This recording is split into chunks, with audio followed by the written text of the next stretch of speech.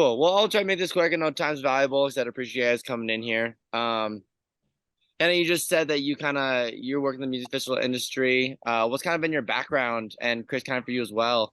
What's kind of guys' background as far as what kind of got you into the music festival scene, and then kind of led you to putting on events? Interestingly enough, my family has been in the festival industry and music industry for years. I was basically born into it. My dad started High Sierra Music Festival down in California years ago, and he worked for the Grateful Dead the last 10 years that they were touring on the road.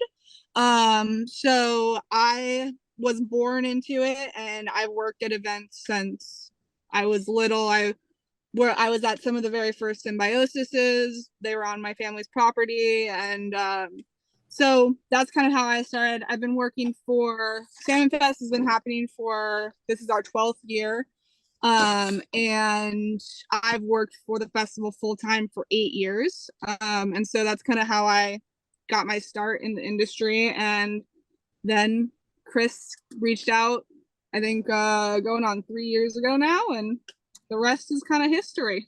Nice. Yeah. And for me, it was probably, it started back in the late 90s in New Mexico, and then Colorado area. I'll go ahead and say the word rave. We were throwing desert parties, what we called, in New Mexico, when I was 16, 17, 18, 19, 20. And really cultivated a love and a passion for electronic music then, back in the late 90s. And it was one of my passions then to kind of take it as a career.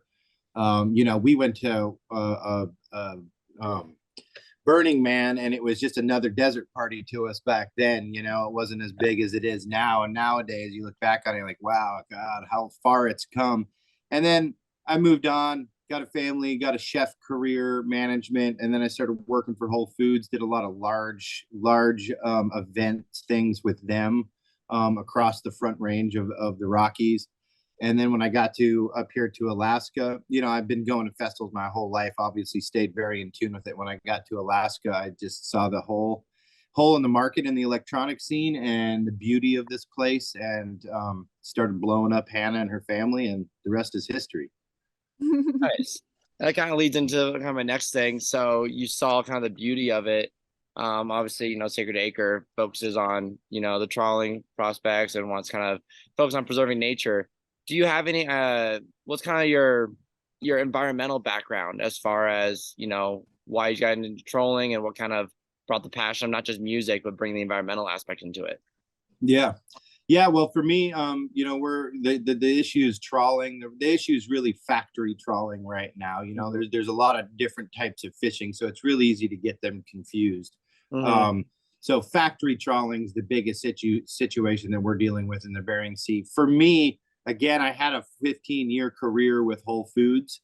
During that 15 years, a lot of it was in the seafood industry, running departments, all kinds of different things that I did in that career.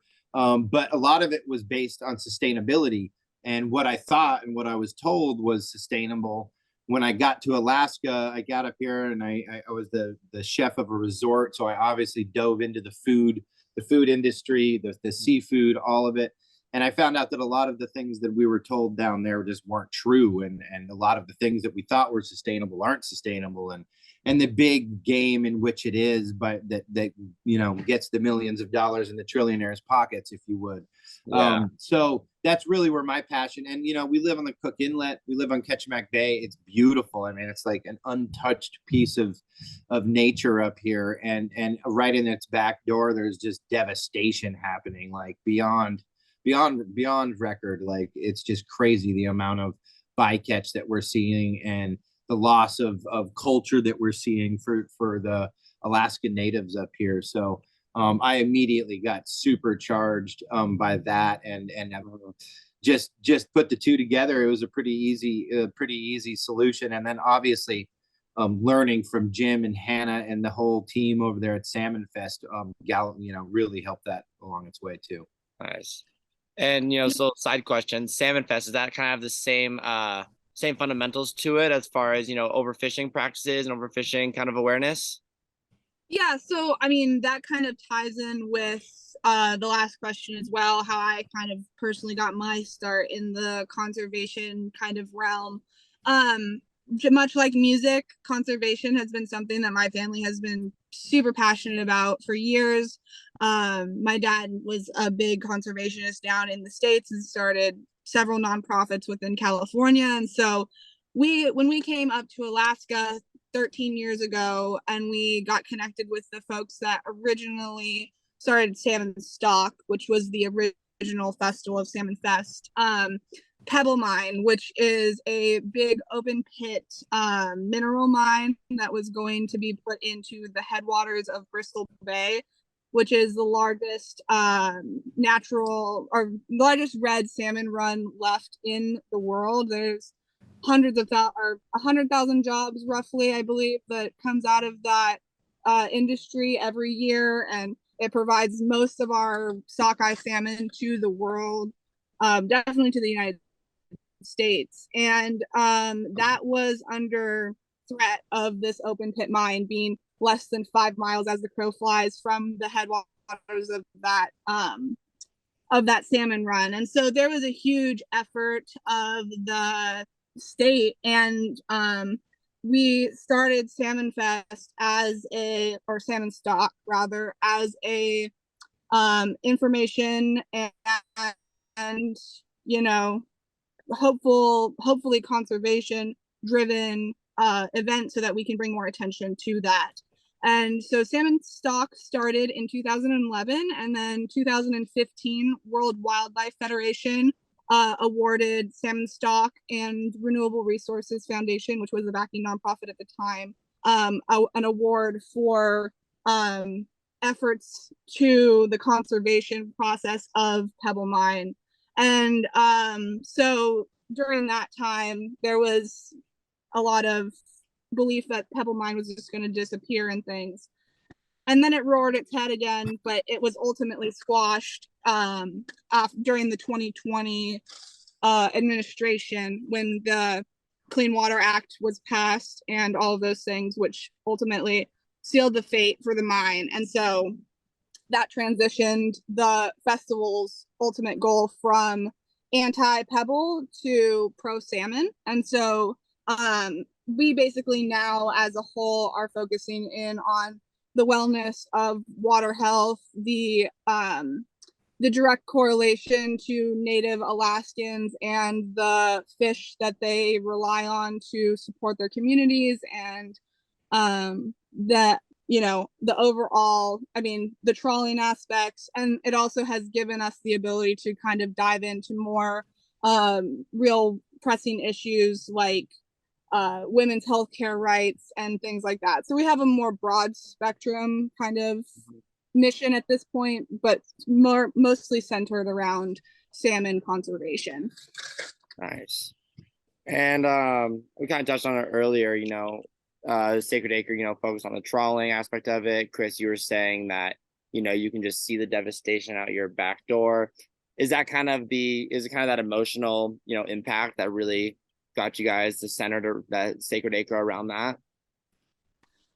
Yeah, for sure. And I think it's just the knowing that it's happening out there, and knowing that the Atlantic Ocean is damn near collapsed from wild fisheries. And you know, some of the same boats are up here doing it again in the Bering Sea. It's the last major ecosystem that's still feeding this planet with wild protein. And we're continuously just abusing it. So we need to educate. We need people to know it. I mean, it's for pollock. It's for a McDonald's fish sandwich or a fish stick, you know, which does provide millions of people needed protein. But it's just not right the way it's being done. There's more sustainable ways to do it. I mean, right now we have our United States crab fleet here grounded, not fishing. And a lot of that's just, you know, due to this trawling issue. I mean, it's not all directly related to that, but a good portion of it. And the trawlers are still allowed to pull up their quota of crab, then they just throw it back overboard and kill it, you know. But we're not allowed to pull crab for the American market, which is devastating families right now across Alaska. Yeah. Yeah, I definitely would agree with Chris. I'd say, just we have up here in Alaska, it's right in our face, it's right in our back door. We are watching the sport fishing and the subsistence fishing close across the state. We are watching the numbers of the returns of the salmon and other creatures dwindling. Other marine animals are getting close to threatening towards extinction, or those sorts of things. It's really prevalent and so close to home because so many people make money off of this industry and are so directly related to it, whether it be on the Alaska Native front, where they've been harvesting salmon for thousands of years at least, or hundreds of years at least, if not thousands of years. And then on the flip side of that, all of these commercial industries that had supported, families for 50 years, 75 years are no longer available. And so people are having to transition, and we're watching the quotas drop, and it really is it's heartbreaking. Yeah. As I should have said, earlier, I kind of started, I've obviously been in, I've loved music festival the past like 6 years. I've been going to them. I got a degree in environmental science with environmental management. I've been an Eagle Scout. I mean, outdoors have always kind of been a part of me. I've traveled, my mom's a flight attendant, so I've traveled the world. I've seen beauty in this world beyond compare. And, that's kind of what brings my passion into it, is that, I want my kids, I want future generations to be able to see the things I've seen and be able to appreciate this natural world around us. Well, so many people see it with a price tag, with a dollar sign above it. I see it for its intrinsicness. So that's why, I kind of came into this company. I wanted to, find companies and find the people who are really, using it, because it's such a big platform. And the music community, as you guys know, is such a kind of a loving and embracing community. And it seems like seems like a no-brainer that these are the people that you want to be advocating, that you want to be kind of putting that next foot forward for future generations. So Exactly. seeing this when the email came across, I was super stoked to see it. And it's awesome to see this work being done, especially in beautiful places like Alaska. And I know you guys talking about, you had the Salmon Fest that you guys were doing. Was there any kind of other previous events in Alaska, or in I guess in Salt Lake City, that you guys saw, or that you tried to do, or why did you guys kind of focus on that, bring the music festival range instead of just doing like state fair kind of style? What's kind of your thoughts? Well, I think you nailed it with what you just said. One, we have passion for it. One, it's something that Alaska needs desperately, just for its youth and its culture. But the main thing is it's the right target market to care about the world and do what we need to do to make the changes. Through the power of music, we can do so much. And from a weekend experience where you can gather with thousands of other people and kind of all get on the same page, that's what we feel is the most important thing. Because right now we're not in the position as a festival to be donating yet to some nonprofits to fight against it.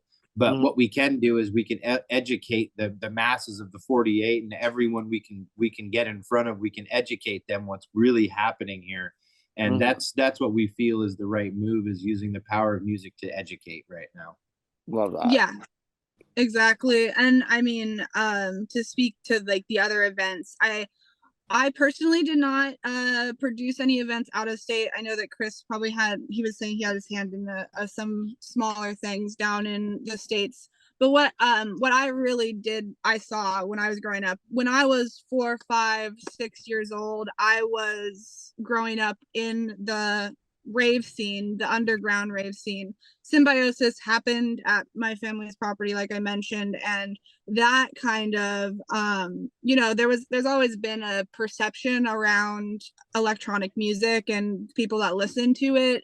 They have certain things that people think, but when we watched these people come together, there was more care for the land, there was more you know, like trying to understand and come in and be one with nature and these things, and the connectedness that folks that have this want to come and experience something on a deeper level is something that we really can have happen here, because Alaska is such an immersive location. And so you know, kind of bringing all of that together really helps being able to show people, like, you know, this is something that you can connect to on a personal level, whether or not you live right next to the ocean. It will affect you somehow.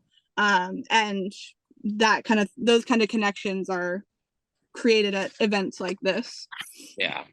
You know, definitely seeing photos and stuff of the venue and everything. It looks gorgeous. I mean, I can't even imagine what it's like to be there with the music and the atmosphere and everything. It's definitely a cool spot you guys have for that. I think what we're about to kind of start unraveling in the next year is, you know, the Sacred Acre is the magical land in between low tide and high tide. And it's really about taking a pilgrimage to that place once a year to get back in tune with nature. And we have this whole thing done by Ivo Dominguez that kind of inspired the name for it. And we're going to really start unraveling that. And that's going to connect right to everything we're talking about. It's going to directly correlate to why we should be taking care of the land and the ocean. And then in the upcoming years, you know, that's going to be turning into more of Alaskan stories and like real stuff that you can grab onto, but as well get away for the weekend and relax and feel good about what you're doing. All right. Mm-hmm. I know, so this is the second year you guys are doing the Sacred Acre in general. What are kind of some successes from last year, from the first installment, that you guys are really trying to kind of capitalize off of? I would say last year we had an operational and what am I trying to say here?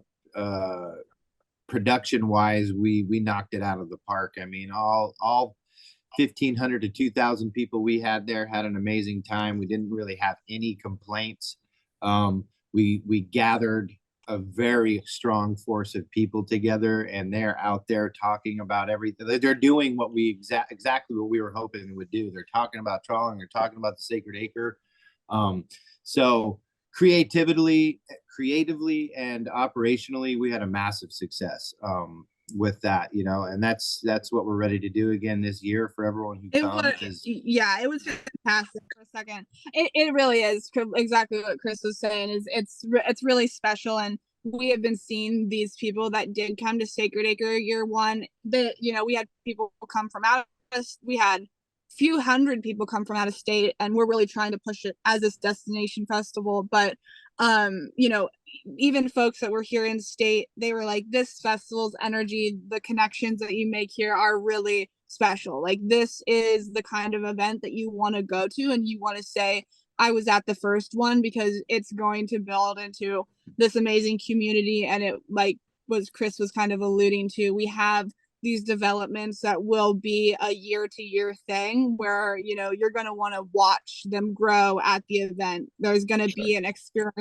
experimental and experiential aspect of these storylines, for lack of a better word, as they kind of come together and really tie the like magical kind of like natural aspects with the whole trawling aspects. Yeah. So. And Chris, you said earlier, you know, my next question is, you know, where do you see this event in like the next 5 to 10 years? I know you said, you know, you're not quite in a position now to give back to nonprofits. I can assume that, you know, setting up like a nonprofit funding would be one of them. What's kind of your other visions you see? Yeah, well, that's the one. I mean, whether we set up our own nonprofit or work with, we have a couple up here that we really like that are really doing really, really good things against trawling. So, you know, whether we end up working with one of them or creating a new one that's devoted to just our goals, definitely one of the two of those things will be happening in the next 5 years. You know, this year we're projected to do real well. And then, as you know, year 3, year 4 is where we're actually going to start seeing a lot of the traction financially. So that's when we'll see that. For sure.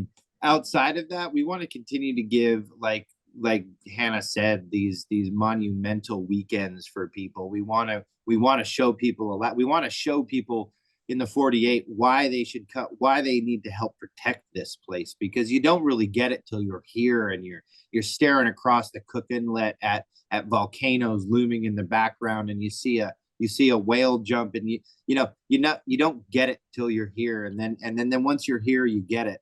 And helping people get back in tune with that. It's real hard to get caught up in the consumer life of the 48, but when you get up here and you take a trip, even if it's just for the weekend, we had almost 300 people come up from out of state last year, and they're all coming back this year. They're making the voyage to visit the Sacred Acre again and get back in touch with it. The storylines we're going to unravel, that's going to be a big part of it.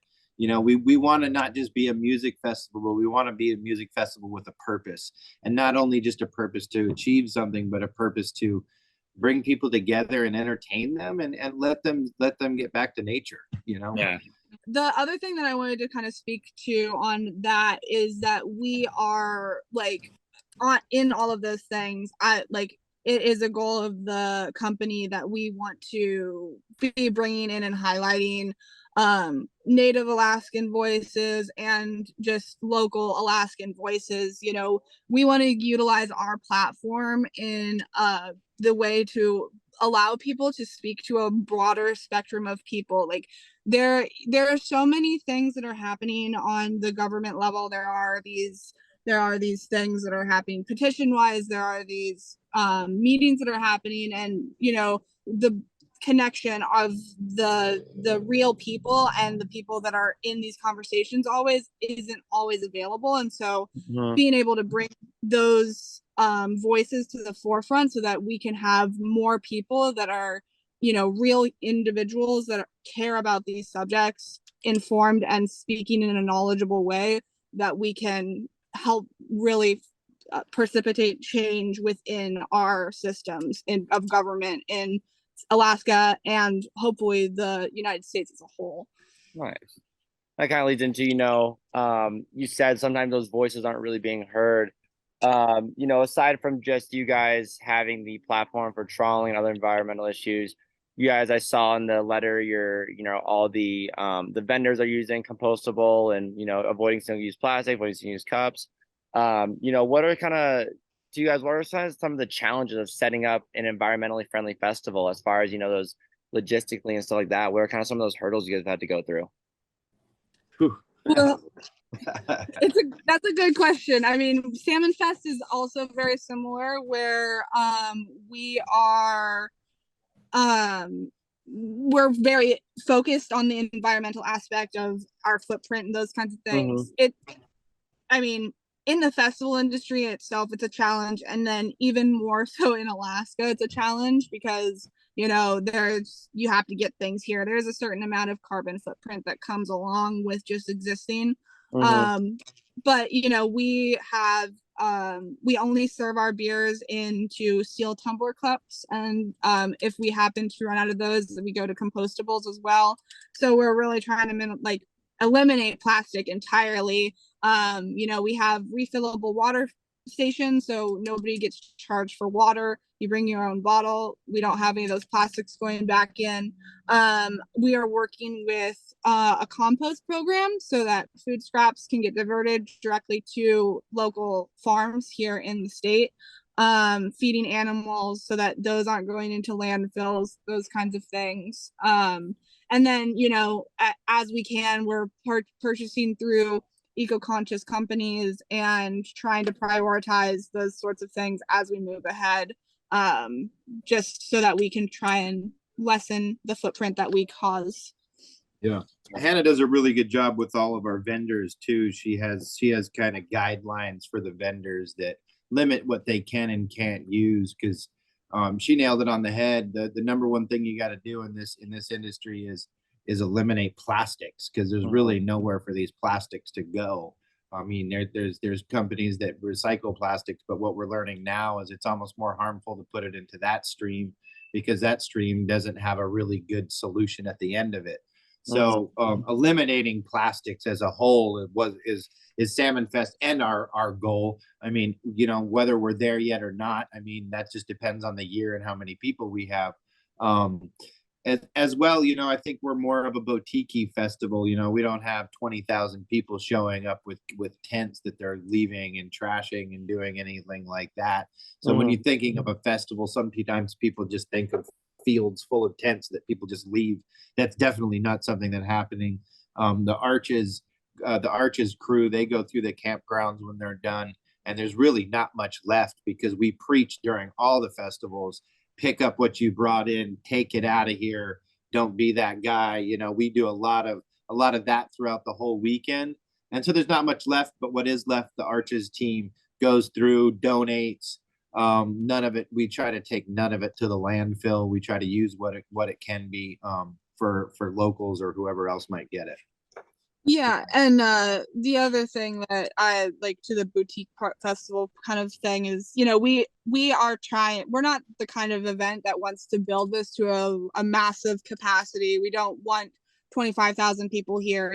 We have an event site that we're really happy with, and there's a point of growth for comfortability for this site that we can hit, and then unless there's a serious significant demand, I think that we'll just be staying here in this space and really trying to make this festival really comfortable and really unique, and not try and make it huge.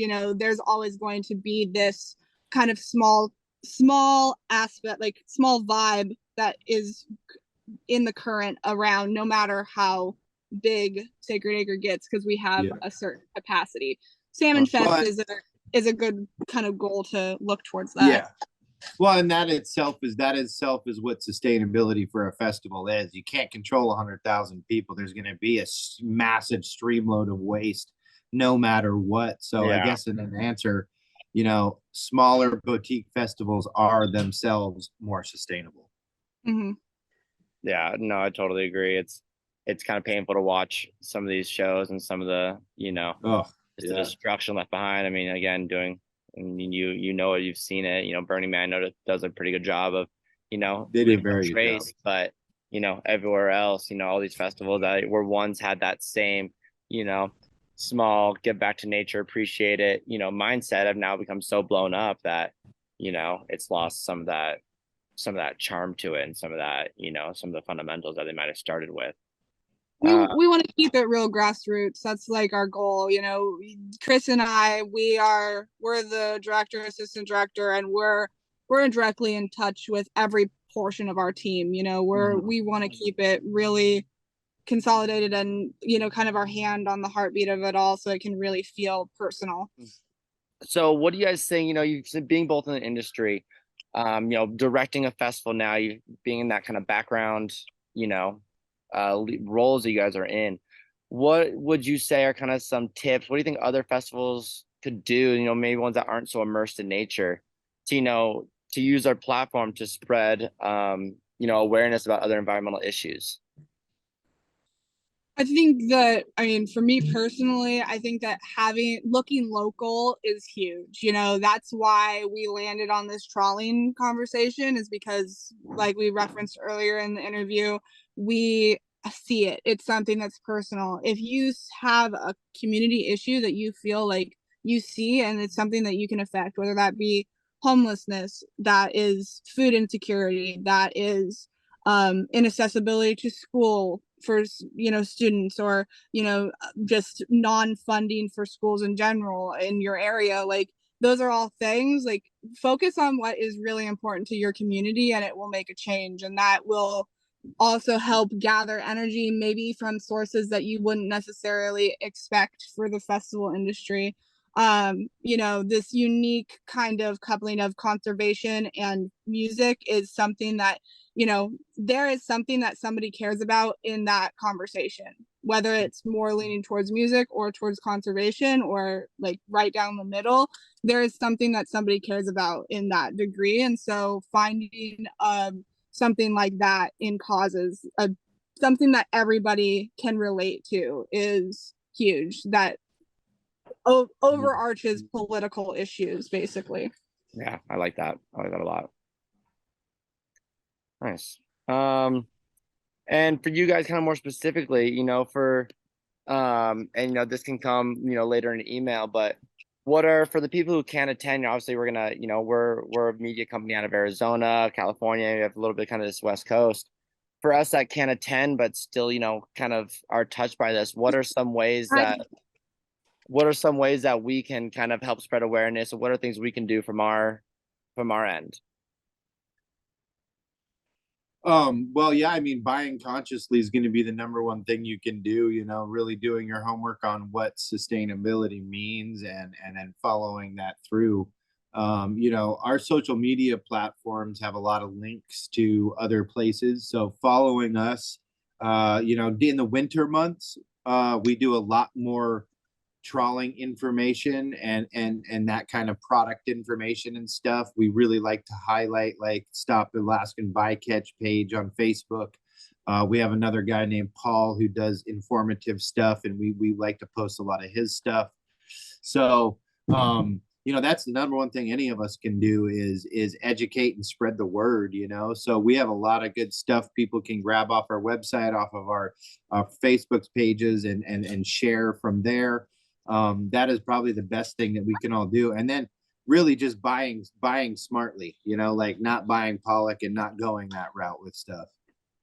I love how we're talking environmental. A deer just walked right behind me. It's literally like right on the other side of these cars from me. I have a little doe deer sitting back there. Nice. Love it out here. Yeah, cool. That's awesome. I'm getting spoken at from all sorts of angles. Is there any other questions that you guys have for me before I pop off? Just the last one is just for both of you guys. It's kind of just what we ask everyone whenever we do an interview. Just what are you guys thankful for? I'm thankful that I get to work in an industry and a job that I get to create joy for people. Like this is such a blessing to get to do what we do, and it's definitely something. These things are important for all of our souls to come together in aspects like this, but it's not necessarily a necessity. So I feel so blessed to be able to work in an industry, have a job in an industry where I get to create joy and togetherness for people. I love that. Yeah, I'll chime in on that. Yeah, I mean, blessed to be able to share Alaska with other people, and blessed to be able to spread the word to help save this place here. We own a restaurant down here too, so we're constantly always working here in Alaska, running the restaurant or doing the festival, but that's why we do it, because our kids need the food, our kids need the experiences, and it's up to us to do something to stop it. And I'm just blessed to be able to do that. I love that. Well, again, thank you guys for time. If there's anything else you guys want me to plug into this, feel free to let me know. So I kind of have an article written. I'm going to be kind of adding some of these quotes and stuff in as well from you guys. It was awesome kind of getting to hear your perspectives on it. Do you have anything else that you'd like me to kind of plug in, any tidbits? Feel free to share. I'd be happy to add it in. Cool. Right on. We appreciate your time, man. Yeah, of course. And good luck with everything. Thanks so much, Troy. No worries. We'll be in touch. Hopefully within probably this next week or so. We'll get this article out and get as much traction over here that we can for you guys. Right on. Well, we hope to see you up here sometime soon. I'll do my best, guys. Enjoy the rest of your afternoon, and we'll talk to y'all soon. All right. Thank you. All right. Later. Yeah. You too, Troy. Have a good one. Yeah, Bye. Bye.